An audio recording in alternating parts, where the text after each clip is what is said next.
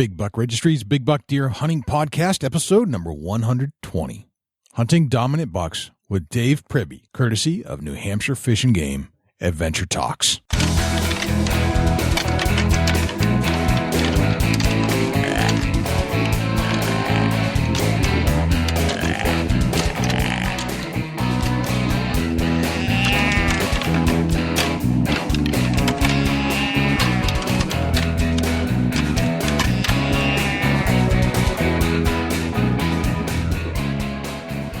Big Buck Registry is a virtual museum of hunting stories. We preserve a piece of Americana by interviewing and recording hunters about their hunts and experiences from across the country.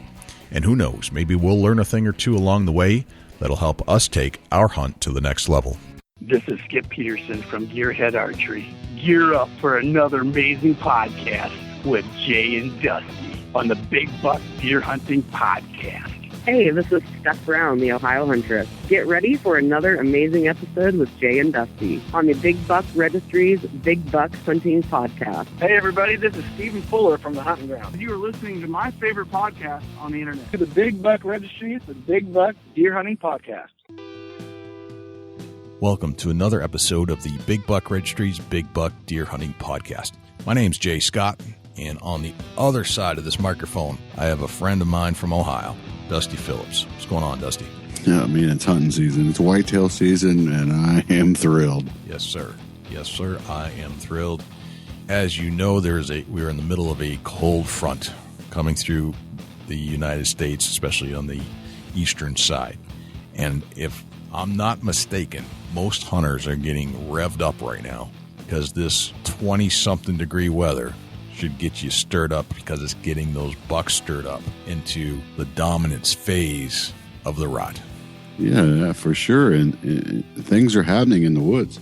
They're definitely happening. And the more cold weather comes through, the more sign you're going to see, the more scrapes and rubs. And they're kind of getting out of their summer pattern right now. Like, this is the weekend. It's happening. Now, I wanted to kind of preface this show this week, Dusty. I attended an event that was held down at the Bass Pro Shops, and it was sponsored by New Hampshire Fish and Game. It was their annual fall outing, and I went and saw our good friend Tim Moore. He had a tent set up. We were actually talking about northern pike fishing, and we were strategizing about that because he does a lot of northern pike and striper fishing from kayaks. And as I'm standing there, Mark Beauchesne from New Hampshire Fish and Game, who kind of runs their marketing strategy, came up to me and says, "Hey, we have a series of talks that you should need to come to and record because they're really good. And I think it's exactly what you guys discuss on your show, specifically the one about hunting dominant bucks." So they called you up and invited you? No, they didn't call me. He saw me at the tent. No kidding. Standing there talking to Tim. The New Hampshire Fish and Game booth was right next door. He came over, started talking, and said, "Hey, Jay, I really think you should come to our talk and record this thing." I said, and when he said hunting dominant bucks, what was I going to say? No. Right. Can't do that. I said, "Mark, I will be there." So I went down to Fish and Game, and they let me use their microphone lapel systems. And they invited a special guest in to talk about hunting dominant bucks. And, we've talked to a lot of deer hunters over the years, a lot. And so there's always that hunter that knows a lot, but just can't express it. There's the hunter that expresses a lot, but doesn't know a lot. And there's everybody in between. But this guy that I got to listen to, and it was fantastic because I actually got to sit and listen. A guy by the name of Dave Priebe, who is, he teaches, hunter ed for Fish and Game. He's a naturalist. He's a long-time deer hunter. And I've never really heard anybody kind of put these things in perspective the way he does. You hear different strategies, what works, what doesn't. We've talked to the biologist, Grant Woods, and hear about kind of how to grow deer and what they do at different times of the year. But I've never heard anybody specifically take the research of some doctors and put his own take on it and apply it in a very systematic way so that you could imagine what those bucks are going through, especially the dominant bucks, during the early phases of rut all the way through the post phase of rut and what you should be doing to strategize in each phase to make yourself more successful. Right down to like, I've only got an hour to hunt. What should I do? He had an answer for that. So Dave Priebe, and I never met the guy, but I sat there and I just listened, and I got to record using my headset and our field recorder. And I was stunned at how entertaining it was. He was funny. He actually had very good things to say that, and things I hadn't heard before, but some of the stuff is just things that you do anyway, but you didn't realize you were doing it, or things you've seen before, but never connected the dots. And I think this guy kind of brings it all together. So I was thinking about actually releasing the show later this month, but it was so content rich about the things we love to talk about every single month, specifically relative to this month, this weekend, this cold front. There are things he said specifically about this weekend. It's like, I can't not release it. I have to do it. I have to do it now. Sounds interesting, Jay. Yes. So Dave Priebe, hunting dominant bucks.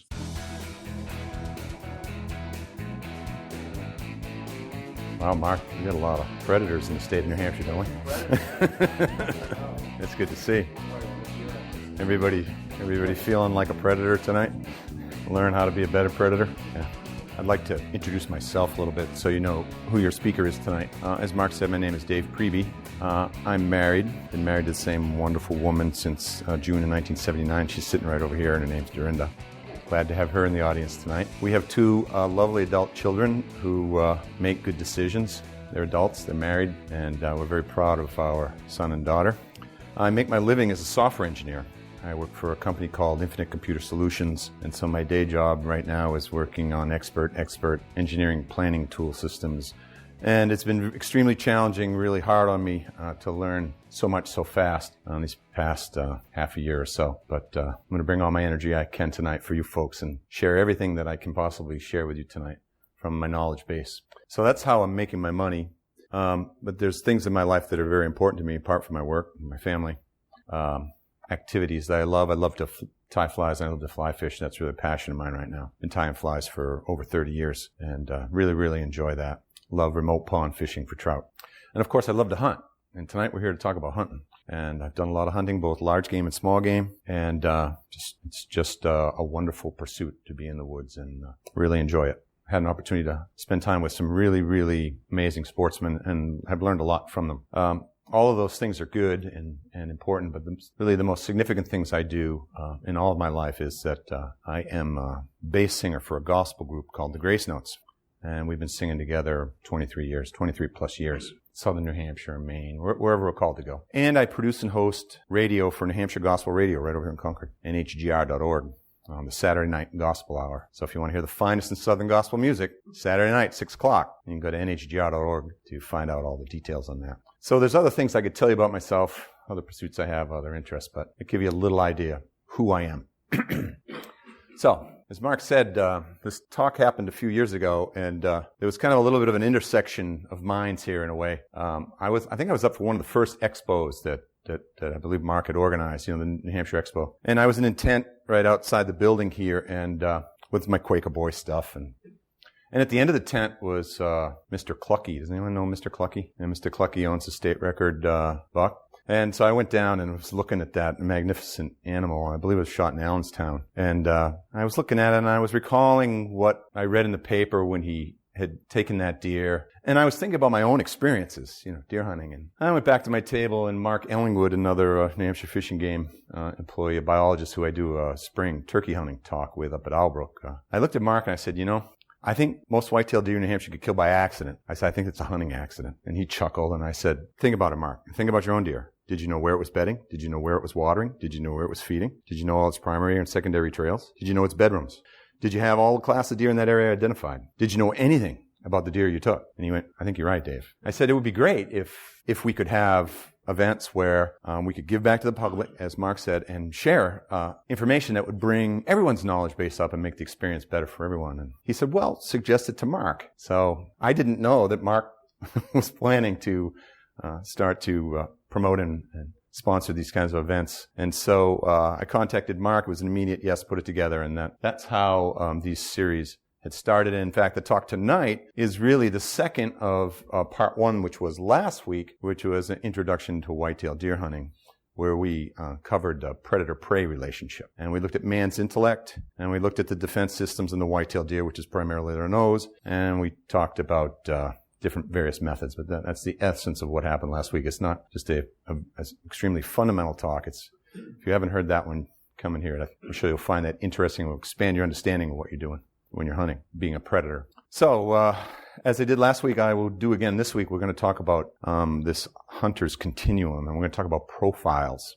So imagine, if you will, that there's this line, if you will, a continuum, and it's all the safe, ethical hunters. It's all the sportsmen. And then on the one far end of that line, you have an individual that has hunted every year, has the same gun, has the same box of shells that he bought, never fired a shot, goes to the same place, sits under the same tree, hunts the same days every year. It's great. He loves it. It's satisfying. That's everything the hunt could possibly mean to him. Never killed a deer. And you go all the way over the other end of the continuum, and you have individuals that all they do every waking hour, whitetail deer, whitetail deer, whitetail deer. They're studying, they're scouting, they're practicing with their bow or their firearm. They just live, eat, sleep, drink, breathe whitetail deer hunting. Now, most of us, including me, we're not way over here and we're not way over here, right? We're somewhere else on that continuum. But tonight, we're talking about how to get here. We're going to talk about how to get all the way over here and what it really takes to be a very much accomplished, mature buck hunter. And it is not a trivial task. It's going to take time. It's going to take energy. It's going to take sweat of brow, but it can be done.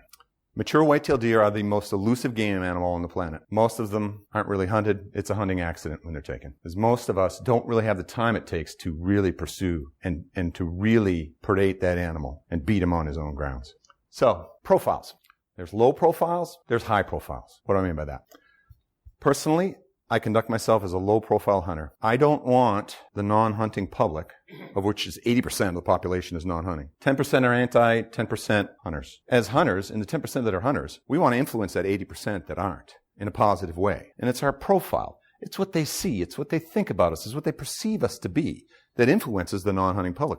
We want them, when they go to the voting booth, to fall out on our side so we don't lose this tremendous American tradition, distinctly American tradition that we have here. And so the profile you present to the non-hunting public is very important, and I would just challenge you all to think about that. If most of you probably already hunting already, and think about what it means and how you might represent yourself to the non-hunting public. And you can imagine some examples yourself, bumper stickers you might see that you might find offensive, or conduct, or whatever. Imagine it any way you want. The message there is really, think about what your profile is to the non-hunting public and how you might improve that, because we can all improve it in some way. Personally, I like to be very stealthy. Where I park my vehicle, out of sight, my entry and exit to the woods, I don't like to really be seen. I don't leave any trace. All of those kinds of things have some influence. So I would ask you all to consider that as you go afield. Tonight. Now, last week in my intro talk, that was all my material. Tonight, I'm going to give an entire citation for everything I'm talking about to Dr. Ken Nordberg. Some of it is mine, but consider it all Dr. Ken's tonight, because the core, real heart of this material will be Dr. Ken Nordberg's material, and it's from his series of almanacs, in particular his second almanac, which is Hunting Dominant Bucks. So that's what I'll be talking from Dr. Ken's book tonight. Now, Dr. Ken spent a lifetime in the field studying whitetail deer. And hunting them. Thousands and thousands of hours every year. He did it consistently for over 20 years. He's older now, and his son is kind of selling some of the products that Dr. Ken still has. So there's a work citation for tonight's material. And then we're going to use this knowledge to make a hunt plan, and primarily a map-based hunt plan. Okay, I put this slide in, just illustrative. It was taken from the 2010 Harvest Survey, and I just checked. A gentleman in the audience had one. And so the percentages of kills are roughly the same, a couple points here and there. But the whole point of this slide is to let you know that there is a lot of opportunity to take 3.5-year-old, 4.5-year-old, 5.5-year-old whitetail deer, males, bucks. That's typically when they enter the trophy class, 3.5, 4.5, 5.5. And you can look at the 4.5 and 5.5 and their weights and point scores and such. But that's really the whole point here. And also on the first bullet item, 1 to 3 bucks per square mile. Square mile, 640 acres. You ever been on a 640 acre pond? You know how big that area is? Been on a 100 acre pond? Yeah, that's a big piece of land. Big piece of land. Okay, so we're going to look at male whitetail deer biology, and we're going to talk about scouting, measuring, and recording on the map. We'll look in detail about deer sign, what is buck sign, and then we're going to look at the rut definition, and we're going to go through the phases of the rut and what behavior is going to be in those phases and how your tactics should change as the rut progresses. Okay. Habitat. Now, whitetail deer, male, mature bucks, they're elusive and they're secretive.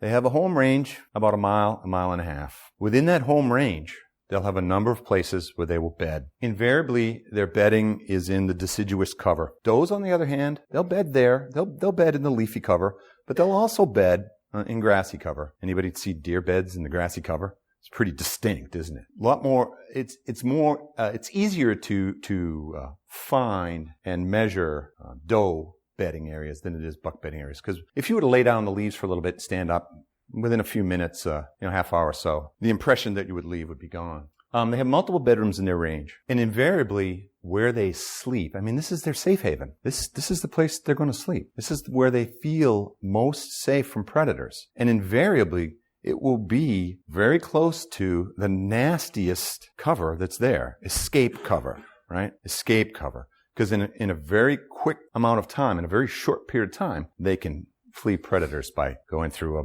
blueberry swamp or down a steep brushy ridge or up a steep brushy ridge. That's important to note. The bedrooms are normally and typically very close to the thickest, nastiest cover in that mile and a half. And they'll have a number of them. They'll have a number of bedrooms. I personally believe that in whitetail deer behavior is that they will be in an area in their home range for a while, a day or two, 3 days. They'll bed there, they'll feed there. Then they'll go on to another bedroom.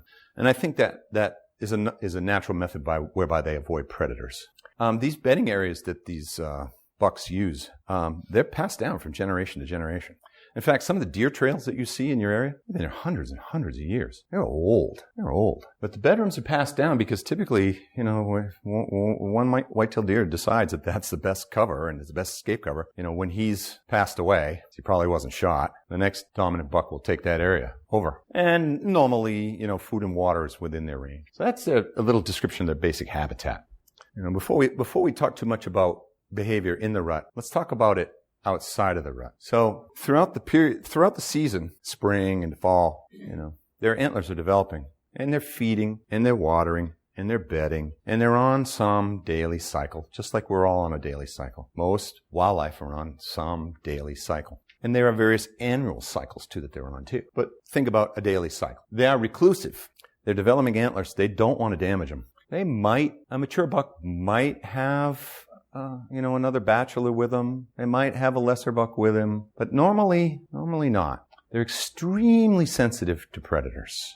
And invasion into their space, especially their bedroom space, will cause them to abandon it for a period of time. It's this range abandonment, it's called. And it could be many days. And in fact, some bucks might not ever come back.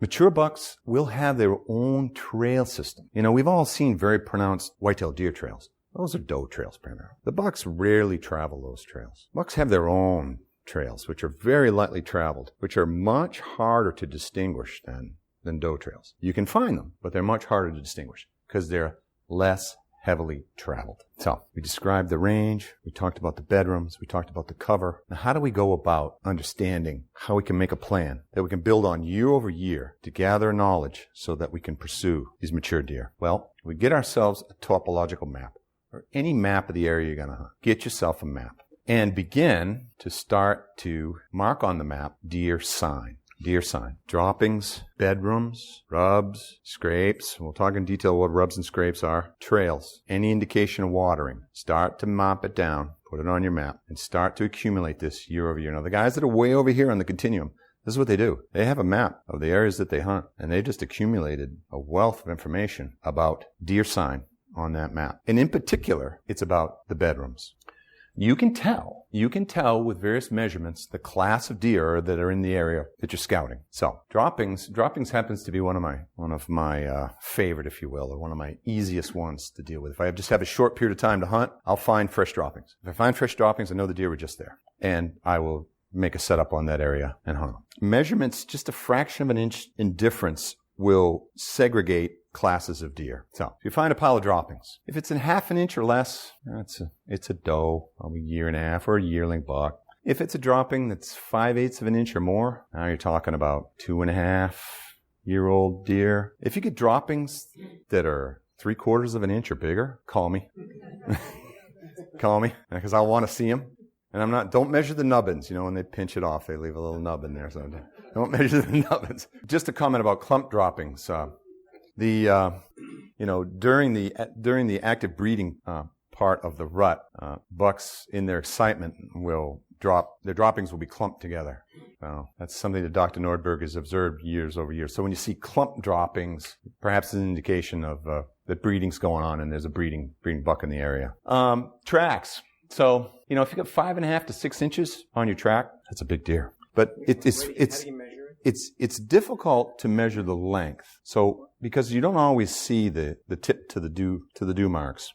So a better measure is the width of one of the hoofs, right? The width. If it's an inch or more, it's a dominant deer. So that's a better measure. Because normally you just, if you see tracks, you don't typically get a really good track so you can measure the whole length of it, right? You know how a deer track looks, right? So, as I say, a 1 inch or wider trophy buck. Beds. If you find a bedroom that's 40 inches or less, a bedding area, you're talking doe or yearlings. 50 inches or more, you're talking trophy deer. You're talking a trophy deer. Now, it's worth making a point about, biological sciences in general. And the numbers and the data that I'm putting up here. In biological sciences, absolutes are rare. And so things approximate things. Things suggest things. Like if I were to say all whitetail males have antlers, and does never have antlers, we know that that's not always true. So in your particular area, identifying the class of deer, and that's what this allows you to do. This allows you to identify the class of deer in your area and where they're bedding by finding and noting on your map this fundamental sign. Rubs, and we'll talk about the various kind of rubs coming up here quickly. If you find a rub on a 3-inch to a 6-inch tree, that's a big deer. And you think about what's going on when when a deer is rubbing. They're testing their fortitude, right? They're testing themselves, and so for a big deer to rub on a little sapling doesn't normally happen, save for when they're shedding their velvet. So typically a rub on a big tree indicates a big deer. So find your area, get a map, scout it. Now, we talked about how elusive they are. Is right now a good time to start scouting in great length? Not really. Why? Because you're going to just upset the whitetail deer in your area, You could cause them to abandon their range on, and you're getting ready to hunt them. The guys that are way over here, they've done all this in July. They're done, and they're doing it every year, and they're done. And all their tree stand in August, their stands are all up, and all of their sneak ways in and out of the woods are set up. They know their area really well, and they know the prevailing wind. We talked about last week in the predator-prey relationship. What does man bring? He brings his intellect. What does the deer bring? It brings its superb human avoidance behavior and its superb senses, primarily its nose. When you're hunting whitetail deer, it's a smell game. So the wind is always going to be in your favor, and you do everything you can to minimize your odor profile. Sir? So the comment was that perhaps scouting early on isn't beneficial because the deer move around. And they will. But normally they're within their range if their fundamental needs in the habitat are met. They have safety in their bedding area. They have food and water. But they will move around within that range. And, if you consider a buck home range 1.5 miles, you're going to take 900 acres. That's a big chunk of land for a home range. Sir? In general, is there a match between the range and a deer over his lifetime? Yeah, they're normally in their range for their lifetime. Right, yes. They don't go south for the winter. Not unless they're on the top of your truck. So, when you do your scouting, what you'll find is it's very hard to find beds, and it really takes a lot of time. You'll find doe beds because the grassy cover tends to stay matted down a lot longer. But for when you begin to map out and gather data year over year, you'll start to see a pattern start to emerge on your map. And invariably, you'll find that the bigger beds are going to be near the heaviest cover, thickest, heaviest cover. So what's the rut? Now, Nordberg talks about the whitetail deer rut, and he talks about it as being a fairly long period of time when whitetail deer male behavior changes based on breeding activities. And Nordberg defines the rut as when it begins when velvet is shed, and it ends when antlers are dropped. That's the rut. It's over 4 months, you think about it. Velvet's shed in September, and antlers drop in January. And so with Nordberg's study, he breaks the rut down into 5 phases: domain development, domain establishment, primary breeding, recovery, and supplemental breeding. And what we're going to do is going to look at each one of these in particular. I'm going to talk about them, what they are, what's going on in whitetail deer behavior, and how you're going to hunt them. Now, the dates and times of Nordberg's dates and times vary, so don't take these as literal dates and times, okay? So let's think about it. Whole summer has been going on. Whitetail deer, they're in their daily cycle of bedding, feeding, and watering. They're in their daily pattern, multiple day pattern of moving between bedrooms and bedrooms around their domain, around their range. And they're doing this through most of the year. The does are raising their young. The bucks are growing their antlers. Come September, things start to change. And it starts to change based on the photoperiod. The photoperiod is the ratio of sunlight to darkness. And that triggers hormonal changes in the whitetail deer. And it causes their testosterone levels to start to go up. Their sperm production starts to go up. And in September, the boys are starting to feel it. Every male whitetail deer starting to feel it. And because they know what's coming. They know the breeding period is coming. So we have these physical changes, shedding of the velvet, muscle enlargement, their tarsal glands, their scent glands start to swell and ooze out. But they're still on their daily cycle. They're still primarily feeding, but a little light sparring will start. This is an age-old, timeless event that goes on where the dominant buck, which isn't necessarily the biggest buck, it's the one that's willing to die to breed. It's the one that's willing to fight the hardest to breed. It's the toughest buck that is the dominant buck in an area. They're starting to feel it. So a little light sparring will start. They'll start to push each other around, but nothing real serious just yet. They're just testing each other. And all bucks of every age class, whether it's a little spike horn all the way up to a mature deer, they'll all start to have a little pushing and shoving going on. And when we talk about velvet shedding, one of the things that's important to note is that in mature buck bedrooms, one indicator, one deer sign that you're near a mature buck bedroom is what are called velvet rubs. When the velvet starts to come off, they don't want to leave it on very long. They want to get it off. And they'll use their hind hoof, reach up and kick it. But also, after they've been bedding down, they'll rake their antlers on all the little low, small brush that might be in the area.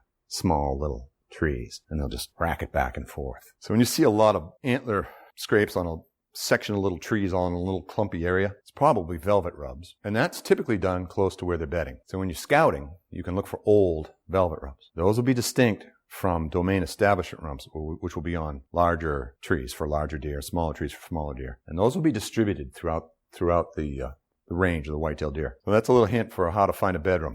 Look for velvet rubs. And you want to be able to distinguish between a domain establishment rub and a velvet rub. And I mentioned up here, Nordberg mentions too, that they do some exploring. They're still on their daily cycles, but they'll venture out. They're starting to put in extra hours. They'll do a little exploring around. They'll check in on the does. They'll travel around their range. They may even go outside a little bit, come back in. But primarily, they're on their normal cycle in this development phase. Roscoe Blaisdell. Roscoe lives right down the street from me. He's the Boone and Crockett scorer in New Hampshire. Lancaster, New Hampshire. You want to talk about elusive deer? Roscoe's taken pictures in New Hampshire of some of the biggest whitetail deer. And Roscoe's way over here. He's way over here. Roscoe hasn't shot him. Roscoe says, I'll read it to you. This big boy has shed his velvet. That coward refuses to come out in the open during bow season. So I'll have to go in after him in that nasty mess he lives in. My neighbor says he passed on him twice last gun season because he wasn't big enough yet. But believes he's big enough this year. It's nice to have hardcore neighbors. The first photo is him last year, according to my neighbor. The last photo shows the caribou buck, which I believe died of old age or laughter after fooling Kathy and I so many times last year. As I said before, this is all taking place behind my house near the Walmart in Lancaster. So what does that illustrate? Here you have someone hunts all over the world, has a trophy room any of I would be massively jealous of if you ever get to go into Roscoe's house. Has all the time on his hands, getting pictures of them. Time to hunt him? Doesn't see him. Roscoe hasn't been to my talk yet, though, so I got to invite him one this time. Doesn't see him. Why? Why do you think that is? Southern New Hampshire, a little light sparring going on, early season. This is a favorite food source. Roscoe gets his great pictures over food plots, so he gets to see a lot of activity on camera. Now, I get a lot of questions about game cameras, and Dr. Nordberg would say, sign, not sightings. Sign, not sightings. What do pictures tell you? Oh, it was a buck and it was there at this time. The sign tells you a whole lot more, doesn't it? Especially bedding, watering, feeding, trails, droppings. So, right now, in phase 1, bow season starts September 15th. Archers have just a huge advantage. They have a huge advantage. Bucks are primarily in their summer pattern still, feeding, watering, bedding.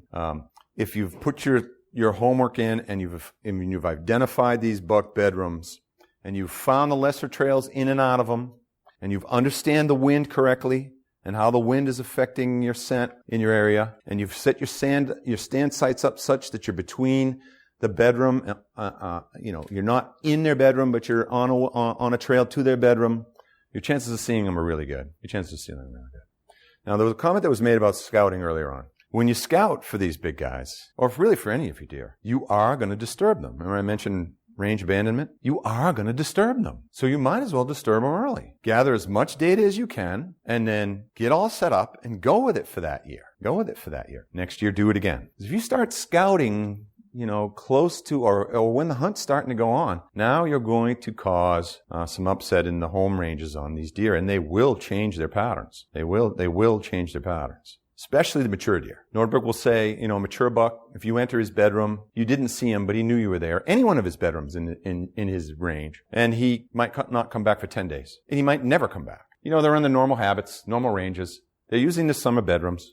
They're congregating at regular feeding areas. All the deer in a certain range, they know where the good food is, and they're typically not very far from it. And they're visiting the watering sites, and they can begin to start to become vulnerable to some amount of calling and maybe even some lures. Their defenses might be coming down a little bit as the season starts, but pretty much they're still on high alert for predators. Early in the season in phase 1, you still have a lot of leaves up, right? So still a lot of green, a lot of color up right now too. In fact, there's a period of time when we hunt in New Hampshire where hunter orange almost becomes, you're better off wearing white out there at certain times, especially when you're upland hunting, because I've been hunting in hunter orange over dogs for grouse and been like, there was so much maple that was orange around me, I couldn't even see the guys in orange. But that's a rare occasion that happens. But phase 1, development. The boys are starting to feel it. But if you start near the heavy cover, or what you might perceive to be the good escape cover, you're probably going to be close to bedrooms. Yeah. Phase 2, breeding range establishment. Now, this is where things get really interesting. So up to this point, there's just been, light sparring. But when this begins, and this is really triggered by a couple cold nights, which are coming up this weekend. When this begins, things will get a whole lot more serious. What happens now? The dominant deer in a certain domain are going to put up scent and signpost markers that indicate to all the other bucks in that area, out, get out. And the dominant buck will threaten them with their lives, and they will drive them out. Scrapes and rubs are made for this purpose. A mature whitetail deer will paw the ground, they will urinate across their tarsal gland, and they will leave a stink bomb on the ground. And they will rub a tree, and with their musk glands on their head, they will leave a stink mark there too. And all of this are indications to all the other bucks in the area, you're not welcome here. And he will physically find them and chase them out of the domain. Out. And they will fight. Mature deer in an area will fight for that domain. I think domain establishment is just about to happen, so you might still have some bucks together that are going to special feeding and maybe watering, and they may even be bedding together, but very quickly here, there's going to be a deer in each range area that's going to establish himself as the breeding buck, and he will threaten all the other bucks with their lives to get out. And he'll physically chase them out. So what you have is now you have a dominant buck that's taking control of his breeding area around all of his does, all of his doe bedrooms, and his bedrooms, and he's driven out all the lesser bucks. Where do they go? They go to temporary ranges.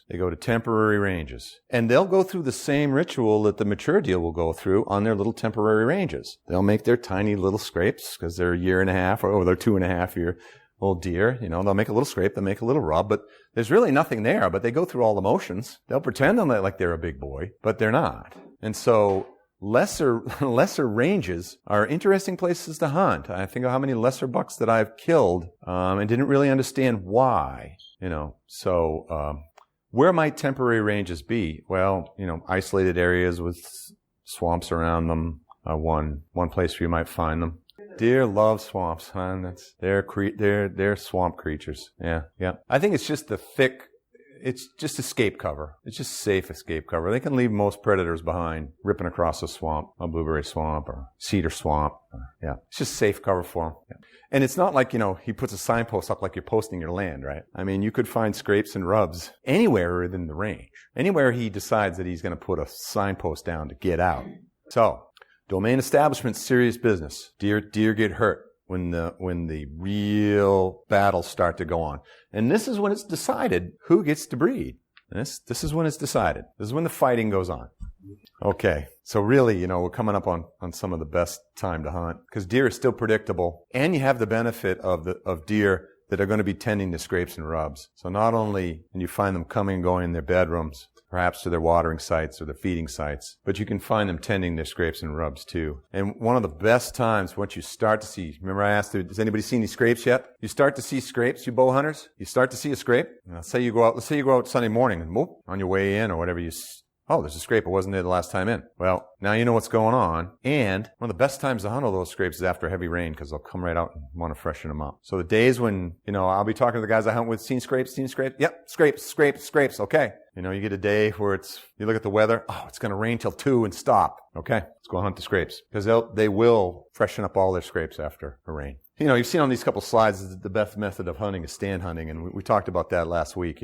It is the best method of hunting, and that is just, finding a location where the wind is in your favor when you can ambush. And that is the preferred method. The most productive method is to hunt from a stand. Let's say that you've done your scouting and you come home and you're shaking wobbly. You're like, I found 1-inch droppings and I've got a scrape the size of the hood of my Ford pickup truck. And I'm finding rubs on trees that are 8 inches diameter. It's like, and I'm going to hunt the next couple of days, and they're right near the bedrooms that I thought I had evidence. And now I got really hard evidence. There's a big deer here. I can't wait to get out there. All right. So let's say you go out and you get in your tree. Let's say everything was perfect for you that day. The wind was great. Everything was great. You didn't see anything. Well, he knew you were there. The deer knew you were there. So what do? You go back the next day, but don't go in the same tree. Just change it up just a little bit. 75 yards. Further down, one way or the other. Maybe get out of the tree, maybe get into a blowdown, get on the ground. Change it up. When you're hunting the big deer, you better be changing it up on them because they're going to make you out, and they're going to make you out fast too. You have these guys in the extreme. They've got all their stands out. They know the range they're hunting, and all their stands have been placed, and they'll put out as many as they think they need. And not only do they put out all their stands, they will make their own pathways in and out of their stands. And they'll have stands that they can hunt from on any day given the direction of the wind and have the wind in their favor relative to the sign of the trails that they're going to hunt over. Is it making sense? Can you see how that's got to come together? Yeah. And that's what they do. And they have their own discipline of going in and out of their stand where they're not hunting in and out. Nordberg talks about this posture called oblivious passage where you're just passing through. You're not stopping and looking around. You're just moving through. Prey animals know when they're being predated and when they don't, and when they're not. And so your posture and your behavior going in and out of your stand, you're just moving through. And that's the behavior in and out. No stopping and starting. Get to your stand, get in it, and the same thing getting out. Get out of your stand and get out. No messing around. Stopping and starting. Just a little pointer about going in and out. So I'm not in the extreme, right? I'm not doing this. I don't have 6 stands out and have my arrow mount. I'm somewhere in the middle. Like the rest of us, right? I'll move my stand during the season. Because what happens here now? We've got this very brief period of time when these bucks are mostly undisturbed, right? We're going to have the bow season, which is the best. But then we're going to get into muzzle hunt. And the profile's going to go up. And we're going to have 6 men drive teams sweeping all the pieces. They haven't scouted. They didn't do any homework. They're just sweeping pieces. Here, there, everywhere. And what does that do to all the deer in that area? They abandon their patterns. They abandon their range. So when the profile of the hunt goes up, you got to change your hunt style too. Now all of your plans, everything you laid out is getting washed out because the profile of the hunt has changed.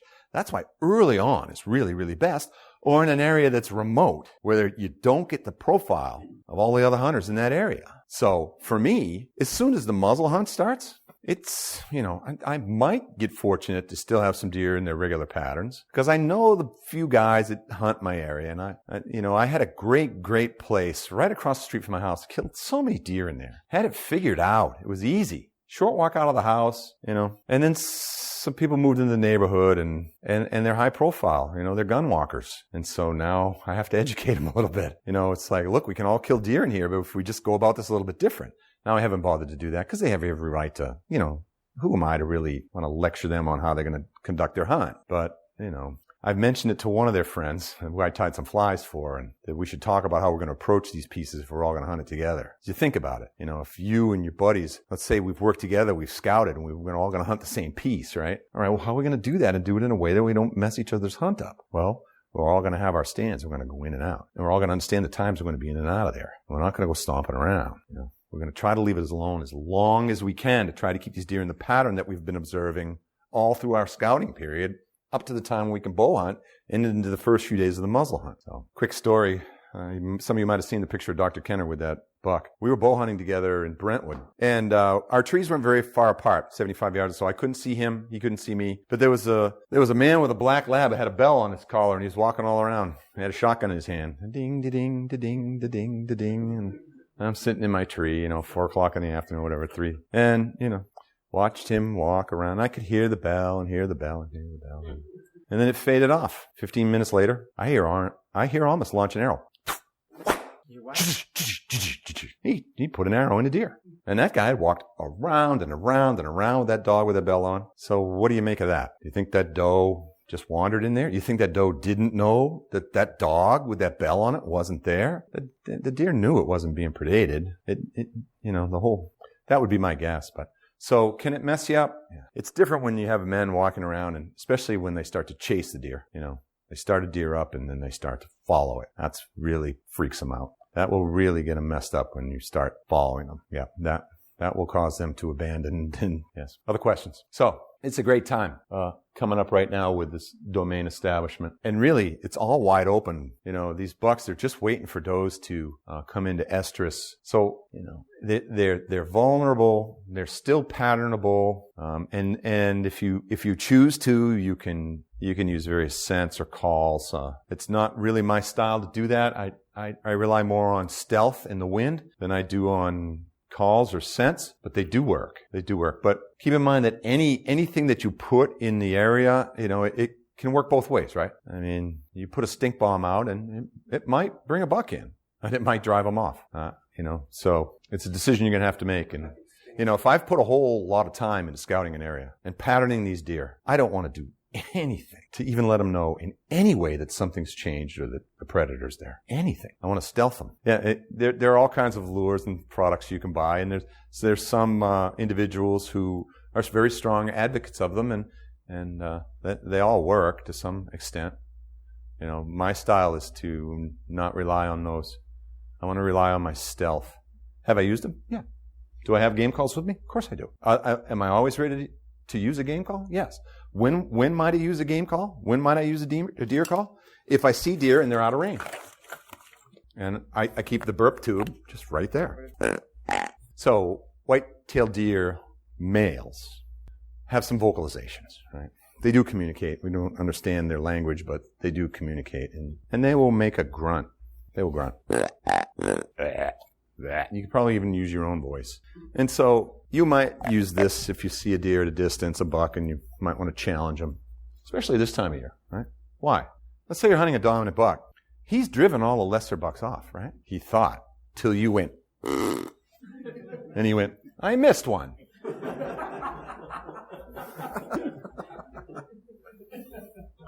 Right?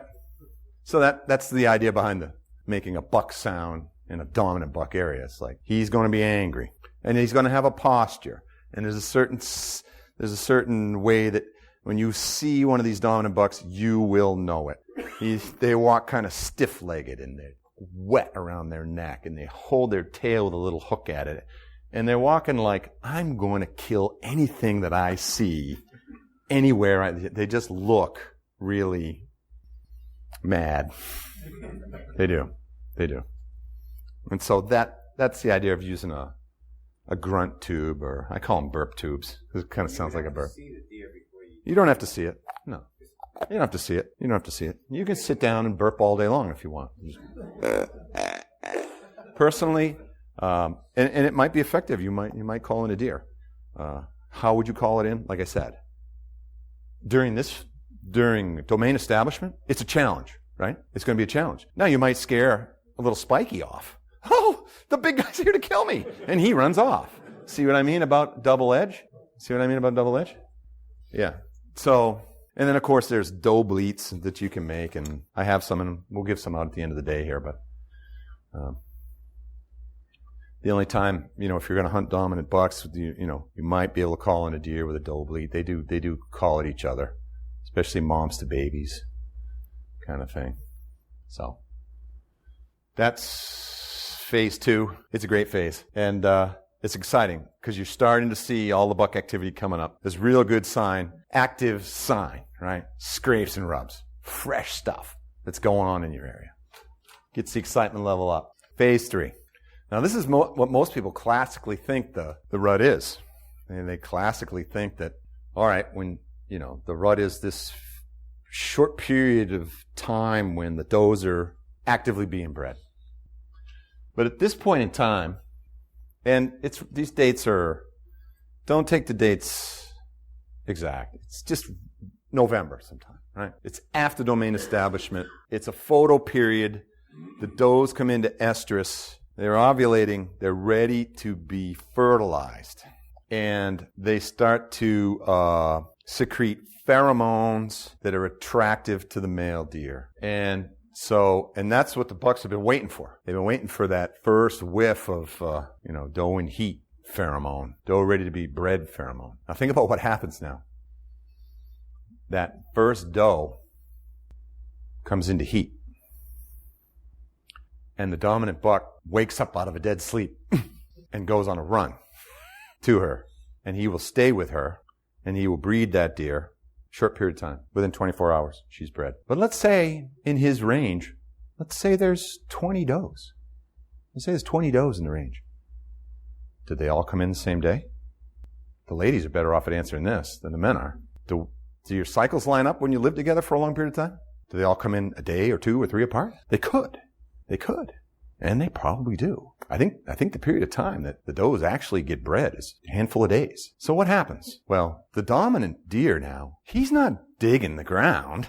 He's not rubbing his head against a tree. He's following a doe around. What do all the lesser bucks do? Come right in and follow the party around. And it drives him crazy because he wants to breed, but he's chasing off the lesser bucks. He wants to breed, and they're coming in on him. So it's really, really stressful because all the teenage boys are following him going, waiting for him to get shot. Hoping there'll be a hunting accident. That's what they're doing. I'll make an illustration, real life illustration.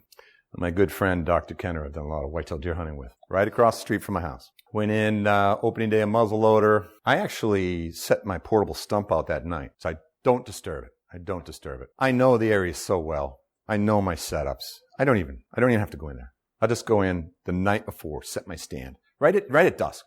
Zip in, zip out. Have it all ready to go in the dark in the morning. Going in, there goes 3 does. I'm like, oh well. Set it down. They didn't go anywhere. I just walked in, set the stool around, went right back out. Right on the edge of this large chunk of land. Go in the next morning, 6:30. Here come the 3 does again. Boom. Took my doe. That's what my wife ordered. That's what she always orders. I say, what kind of deer would you like this year? 100-pound doe, please, Dave. Because that makes real good table fare. So, my friend Almus was hunting another piece and over by his house. And he gets really kind of panicky when he's not seeing any deer. He's like, Dave. And he's put in a whole lot more time than I have with his archery and such. And he's like, Dave, I'm just not seeing any deer. I'm like, come on over. So I said, I'll put you in. So he came in like a Wednesday morning. It was start of regular firearms. I think it might have been the first day of regular firearms, the second day of regular firearms. I put him into the piece that I was in. Very quick walk in. He had his tree stand with him. I said, don't go, follow the stone fence. Just go 50 yards, find a tree, climb it. Don't go in deep into this piece. So I get up, go to work the next day. Get a call midday. He's like, Dave, you won't believe what happened.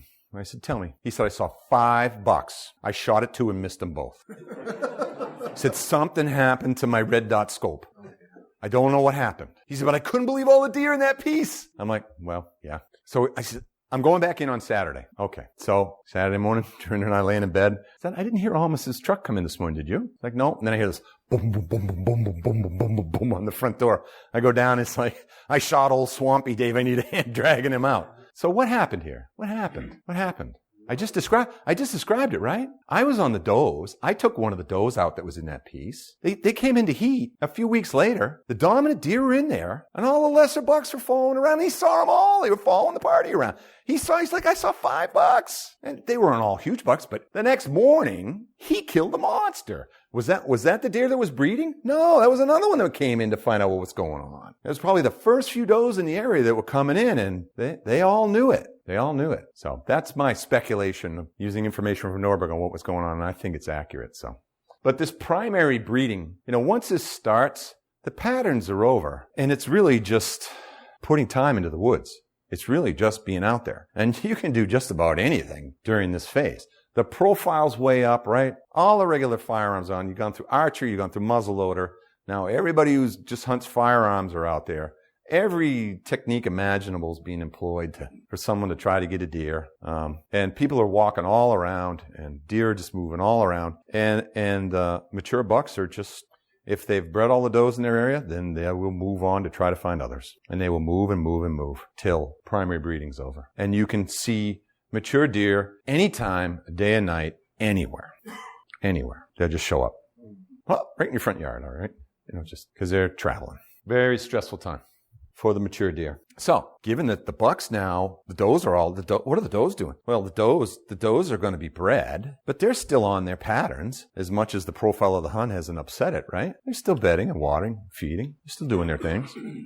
So, really, once you get into the primary breeding, you're hunting the does. So all your scouting where the doe bedrooms were, all your information you gained about your doe groups, that's when it all comes into play, because that's where the boys are going to be. Not far from the does that are being bred. Yeah. And of course, during phase 3, this primary breeding, the bucks will do anything to breed. So their defenses are just way, way down. They don't care right now. Imagine it. Well, this is their, they have a few days. It's their opportunity to breed. And, so this is passing on the genetic material for the next generation. And so, that's what they're going to do. Even if it costs them their life, they're going to do it. Yeah, they're going to pass it on. So phase 4 is recovery. Once the dominant deer have, passed on their genetic material, they're tired. The does stop. Their cycle is over. This particular cycle's over, and the bucks will return to their ranges. They're going to return to their bedrooms, and they're going to rest. They're going to feed, water, and rest. Probably lost a lot of weight. Did everyone hear the question? It's a question about, does the moon affect the hunt? And Nordberg doesn't mention moon phases at all.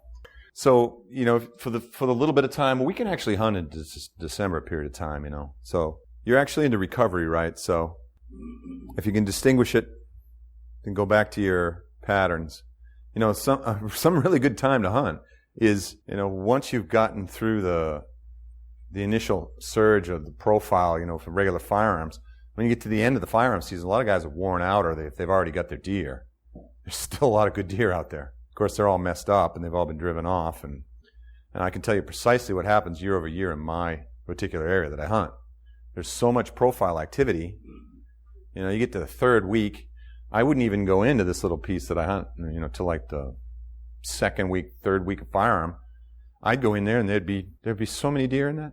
They're just right behind my house. I'd just take a walk down, and there'd be 8-10 deer down there, just crowded into this little corner where no one would really think to go, and can't really discharge a firearm down there, and they just get displaced, and they've just been chased around. So, but there's still a lot of opportunity. There's still a lot of opportunity to get out and try to get one. So you go back to pretty much like phase 1. The weather starts to change too, right, in November. So your technique might change. Most of all of what Nordberg fully condones, promotes, is stand hunting, and I do too. Some people just can't sit. If your day is such that you got to hunt, bad weather, and you have a weekend, and let's say the weather's going to be windy and stormy, that's your opportunity to try still hunting and use the weather. Use the wind and weather as it diminishes their senses, right? They're raining hard, windy, So you can use terrain, you can use cover from the rain to quiet your sound and the wind to cover your scent. And you can make planned camera movements and try to see them before they see you, which is hard to do. But if you don't practice it, you don't ever get good at it. I've done it, and I just find it really, really difficult to see them before they see me. Droppings, when you think about droppings, where would droppings be? Droppings normally aren't that far from bedrooms, and droppings normally aren't that far from feeding sites. So it's neat when you get an opportunity to observe them for a long period of time like that, and they're, they settle right down. They're pretty much undisturbed. I didn't have a doe tag, so I was waiting, hoping that, Buck would come check on them, but didn't happen. So I just wound up walking out there. They're still there when I walked out. So that's phase 4. Phase 5, our hunting's over now, right? But those that aren't bred in November, they cycle again into January, and photo period, triggers it again. And then, so they could be another brief period of breeding in January for any does that aren't bred. But then their behavior completely changes. Their metabolism, everything changes because they go into this winter biology, which I'm not real familiar with, don't know a whole lot about. But they do yard up, right? They gather into large aggregation groups, and their food sources get very lacking of nutrition and such. And so their biology and their behavior changes a lot through the winter for winter survival. Hunting's over at that time. So phase 2 is going to start, I think, in the next few days. Well, through the weekend. We're supposed to have some cold weathers. And you look, we're mid-October. So cold weather. So, but it's approximate. That's the earliest it could start, but normally it does. Normally you'll see some domain establishments start. Now, you might see scrapes and rubs throughout the entire hunting season. There'll be lesser bucks that will continue to act like big boys, It doesn't all cease, but for the dominant breeding deer, it does. They stop making any domain marks. So the question was, would a lesser buck scrape on some other scrape?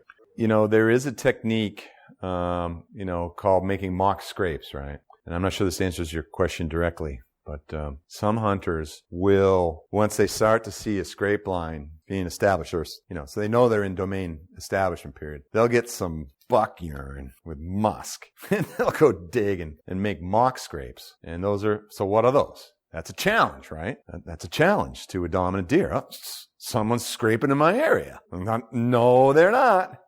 No, they're not. So, it's hard to answer that. I don't think intentionally they do that. Maybe accidentally they do it. A lesser buck doing that's asking for a whooping, asking for a serious whooping. So, yeah. I mean, it's frightening how severely they will injure each other, mature deer.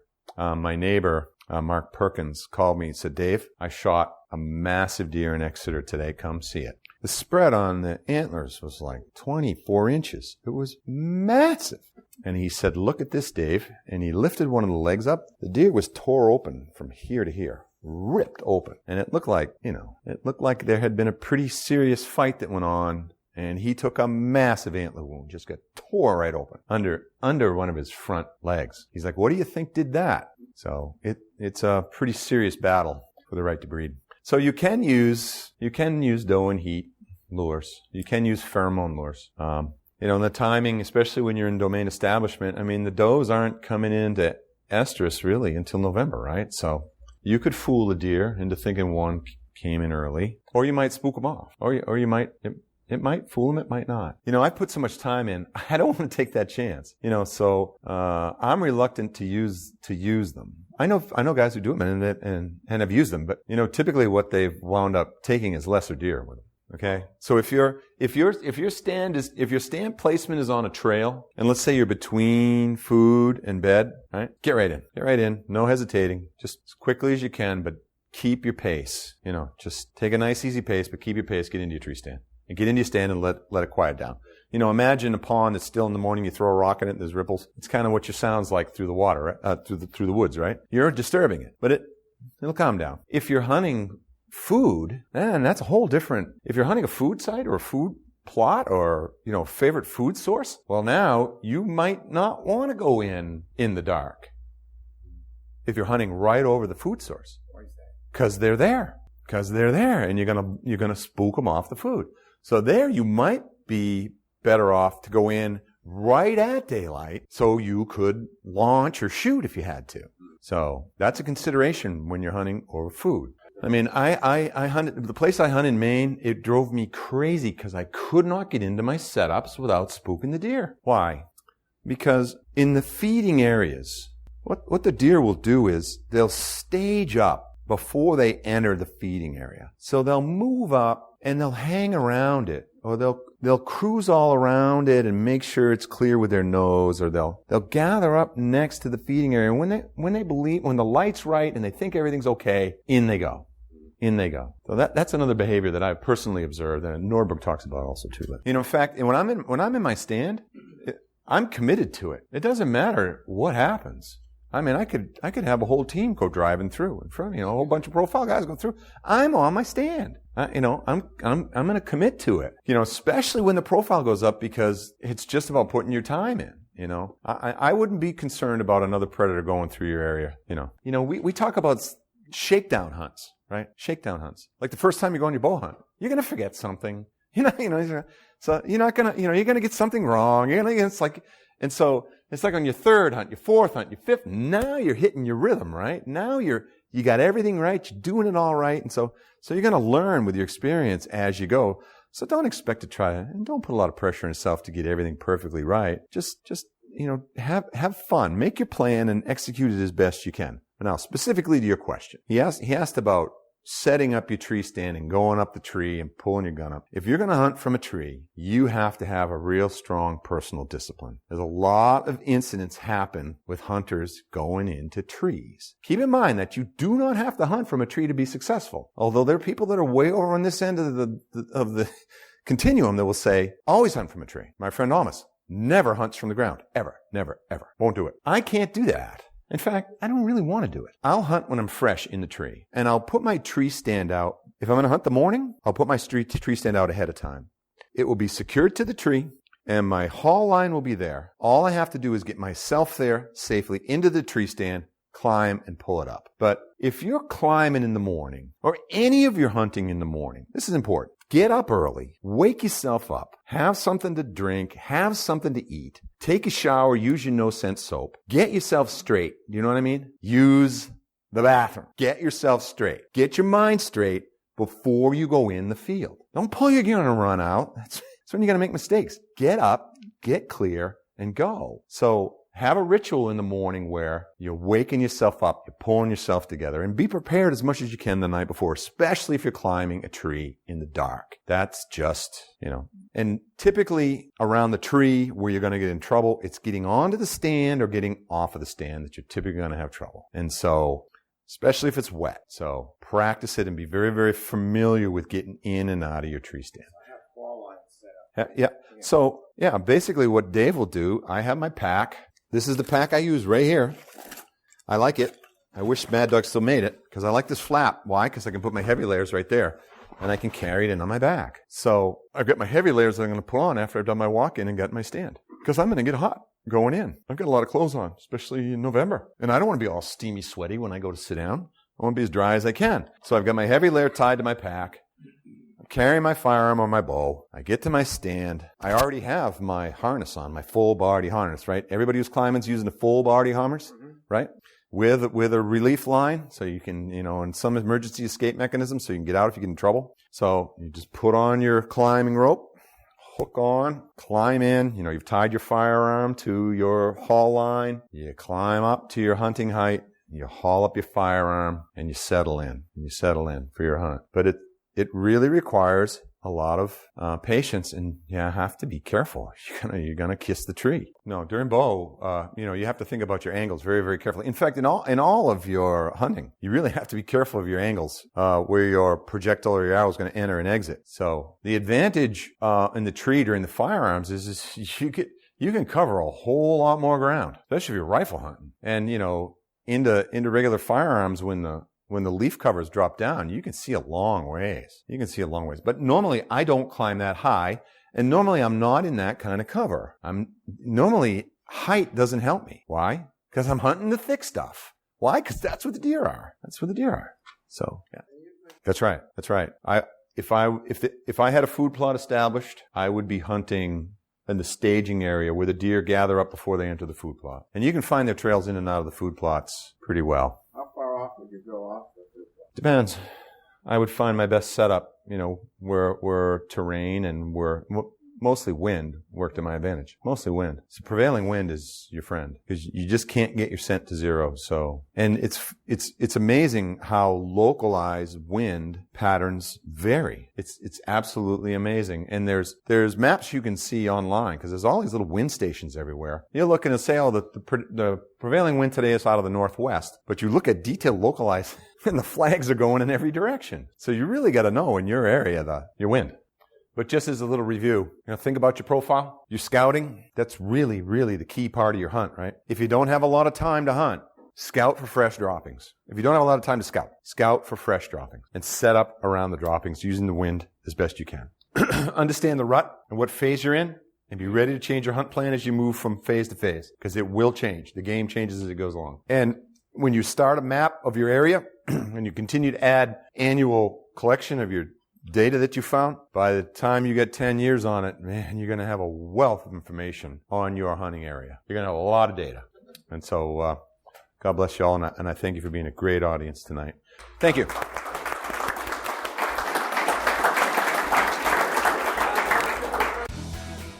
Well, that was a long talk, but one of the most rich content shows I think we've ever produced. And I'm so glad we're releasing it now because so much of this stuff is relative right now. Like, not just in general, I mean like today with this cold front that's coming through the East Coast.